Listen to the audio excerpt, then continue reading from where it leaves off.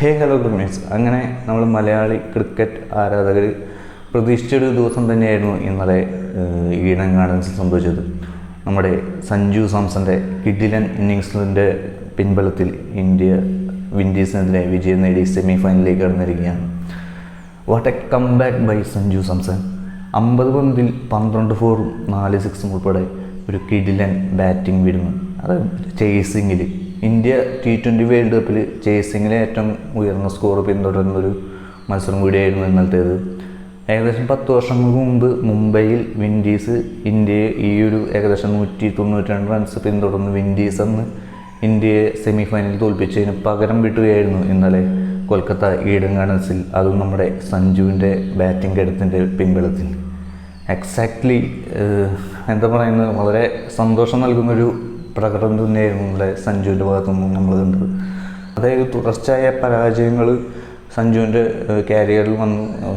ന്യൂസിലൻഡിനെതിരെയുള്ള പരമ്പരയിലും south ആഫ്രിക്കയിലുള്ള പരമ്പരയിലും ഒന്നിനും ശോഭിക്കാനാവാതെ ഒന്നുകൂടെ world cup 11 തന്നെ സ്ഥാനം നഷ്ടമായ സഞ്ജു അവസാനം ഒരു റൈറ്റ് ഹാൻഡർ ബാറ്റ്സ്മാൻ്റെ ഒരു കുറവ് നികത്താൻ വേണ്ടി ടീമിലേക്ക് വീണ്ടും ഉൾപ്പെടുത്തി അങ്ങനെ നിർണായകമായ ഒരു ക്രൂഷ്യൽ മാച്ചിൽ ഒരു ഗ്രേറ്റ് കം ബാക്ക് ഇന്നിങ്സ്. അതായത് ഇതുവരെ കളിച്ചതിൽ സഞ്ജുവിൻ്റെ ഏറ്റവും മികച്ച ഇന്നിങ്സ് ഇത് തന്നെയായിരിക്കും. അത് സഞ്ജുവിനായാലും ബാക്കി ക്രിക്കറ്റ് ഇഷ്ടപ്പെടുന്ന ആർക്കായാലും.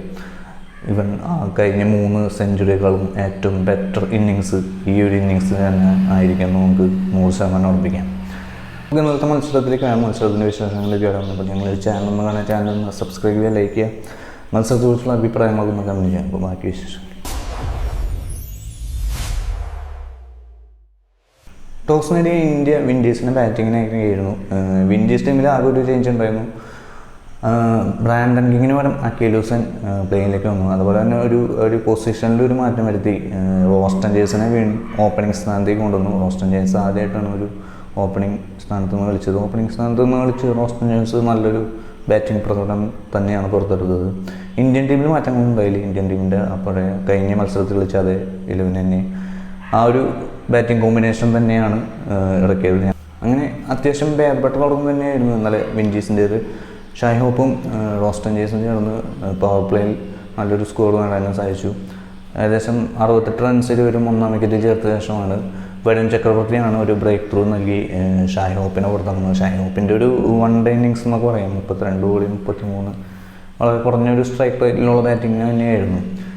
അതിനിടയിൽ അഭിഷേക് ശർമ്മ ഒരു ക്യാച്ച് കിട്ടും. അഭിഷേക് ശർമ്മ ഇന്നലെ 2 ക്യാച്ച് കിട്ടും. ബാറ്റിങ്ങിൽ പരാജയമായത് പോട്ടെ, ഫീൽഡിങ്ങിലും ഇന്നലെ പരാജയമായിരുന്നു അഭിഷേക് ശർമ്മ. എന്താണെന്നറിയില്ല പുള്ളിക്ക് എന്ത് പറ്റിയോ. അപ്പോൾ അങ്ങനെ ഷായ് ഹോപ്പ് ഔട്ട് വന്നു. പിന്നീട് ഹെറ്റ്മേഡ് വരുന്നു. ഹെറ്റ്മേഡും ഓപ്ഷൻ ജേസും കൂടി ഒരു ക്രീസിൽ ഉറപ്പിക്കുമ്പോഴേക്കും ജാസ്പ്രീത് ബുംറ വീണ്ടും പന്തെറിയാൻ വന്ന് 12ാം ഓവറിൽ തന്നെ റോസ്റ്റൺ ജേസിനെയും ഹെറ്റ്മേഡിനെയും പുറത്താക്കി ജാസ്പ്രീത് ബുംറ ഇന്ത്യ വീണ്ടും മത്സരത്തിലേക്ക് തിരിച്ചുകൊണ്ടുവരുന്നു. പിന്നീട് ഹാർദിക് പാണ്ഡ്യ വരുന്നു. 15ാം ഓവർ എറിയുന്ന ഹാർദിക് പാണ്ഡ്യ ആദ്യ ബോളിൽ തന്നെ റൂദർഫോർഡിനെ പുറത്താക്കി ഇന്ത്യക്ക് നല്ലൊരു ബ്രേക്ക് ത്രൂ നൽകുന്നു.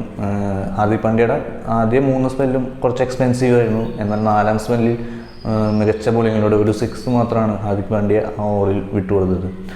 അങ്ങനെ 4ാം സ്പെല്ല് നന്നായി എറിഞ്ഞ് അദ്ദേഹം അതിൻ്റെ ഒരു സ്പെല്ല് തൻ്റെ റോളൊന്ന് കൂടി മെച്ചപ്പെടുത്തുന്നു. പിന്നീടാണ് വിൻഡീസിൻ്റെ തകർപ്പൻ കൂട്ടുകെട്ട് പിറക്കുന്നത്.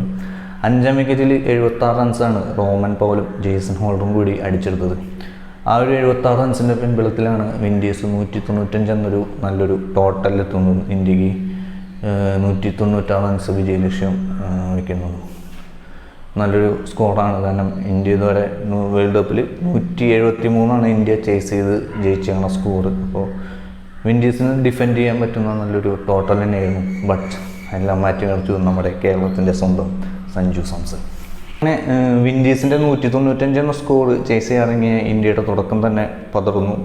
ഓപ്പണറായ അഭിഷേക് ശർമ്മയും അതുപോലെ വണ്ടേന്ന് ഇറങ്ങിയ ഇഷാൻ കിഷനെയും ഇന്ത്യക്ക് പവർ പ്ലേയിൽ തന്നെ നഷ്ടമാകുന്നു. എന്നാൽ മറുഭാഗത്ത് കുറച്ച് നമ്മുടെ സഞ്ജു സാംസൺ ഇന്ത്യയെ വിജയത്തിലേക്ക് നടത്തിക്കൊണ്ടിരിക്കുകയായിരുന്നു പറയാം. കൈപിടിച്ച് കൊണ്ടുപോയിരുന്നു എന്ന് പറയാം. എത്ര മെച്യൂർഡായിട്ടാണ് ഇന്നലെ സഞ്ജു സാംസൺ കളിച്ചത്.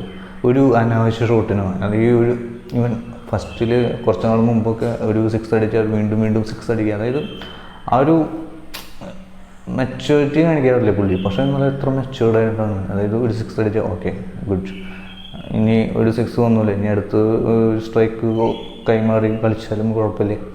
ഒരു മെച്യൂരിറ്റി എന്നുള്ള സഞ്ജു സാംസൺ കാണിച്ചു. അത് തന്നെയാണ് ഇന്ത്യൻ വിജയത്തിൽ നിർണായകമായത്. പിന്നാലെ 3ാം വിക്കറ്റിൽ സൂര്യകുമാർ യാദവും സഞ്ജു സാംസണും കൂടി 58 റൺസിൻ്റെ പാർട്ട്ണർഷിപ്പ് വരുന്നു. എന്നാൽ സൂര്യകുമാറിനെ പുറത്താക്കി ഷമാർ ജോസഫ് വിൻഡീസിന് വേണ്ടി ബ്രേക്ക് ത്രൂ നൽകുന്നു. പിന്നാലെ തിലക് വർമ്മ വന്നു. തിലക് വർമ്മയായിട്ടൊരു 38 റൺസ് 42 റൺസിൻ്റെ പാർട്ട്ണർഷിപ്പ്. അതുപോലെ തന്നെ ഹാർദിക് വരുന്നു. ഹാർദിക്കായിട്ടൊരു 38 റൺസിൻ്റെ പാർട്ട്ണർഷിപ്പ്. ഈ വരുന്നവർ മുഴുവൻ കീഴടിച്ച് പോകല്ല, അവരുടേതായ ഒരു കോൺട്രിബ്യൂഷൻ സഞ്ജുമത്ത് ചേർന്ന് നടത്തി. അങ്ങനെയാണ് ഇന്ത്യ ഇന്നലെ വിജയത്തിലേക്ക് എത്തിയത്. അവസാനം ശിവദൂബെ വന്നിട്ടായാലും കൂളായി 2 4 അടിച്ച് ഇന്ത്യ വിജയത്തിലേക്ക്. അവസാനം സഞ്ജു തന്നെയാണ് മാച്ച് ഫിനിഷ് ചെയ്തത്. ലാസ്റ്റ് ഓവറിൽ ഒരു 6ഉം 4ഉമായിട്ട് കിഡിലൻ ഫിനിഷിങ്. വട്ടെ comeback here. നീ ഒരു തിരിച്ചു വരവ് മോനാണ് മോൻ എന്ന് പറയുന്ന രീതിയിൽ സഞ്ജുവിൻ്റെ ഒരു കിഡിലൻ comeback. Great, hats off you Sanju. അപ്പോൾ ഇനി സെമി ഫൈനലാണ്. ഇംഗ്ലണ്ടുമായിട്ടാണ് ഇന്ത്യയുടെ സെമി ഫൈനൽ മത്സരം മാർച്ച് 5-ന്.